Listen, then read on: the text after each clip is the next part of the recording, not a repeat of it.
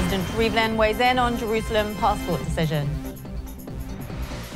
Netanyahu seeks influence of Arab states to press Palestinians back to peace talks. Israeli troops on West Bank raid kill Hamas member. And at 102, woman receives PhD denied to her by Nazis in 38.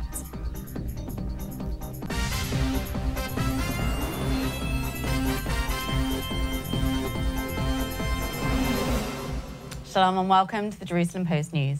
Here are the top stories for June 10th. President Rivlin addressed the US Supreme Court decision this week that American citizens born in Jerusalem cannot have the word Israel on their passports. His comments were made in a meeting with visiting General Martin Dempsey, chairman of the US Joint Chiefs of Staff. Thank you, General. Of course, we have no criticism about the decision of the Supreme Court in Washington.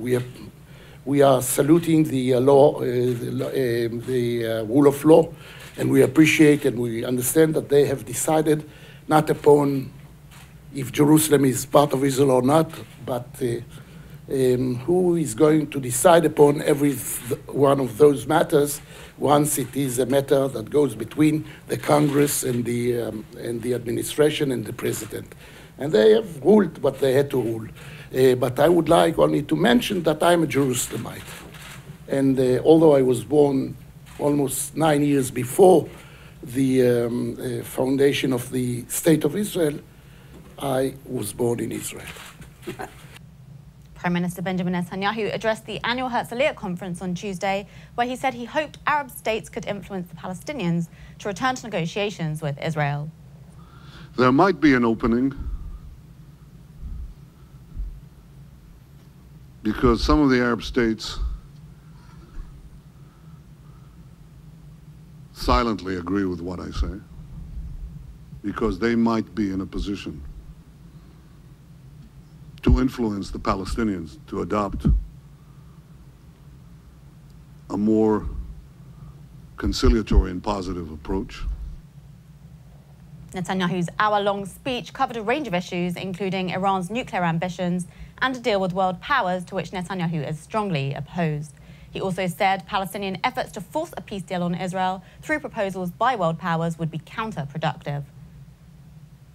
Israeli paramilitary policemen killed a Hamas member during an overnight raid in Jenin.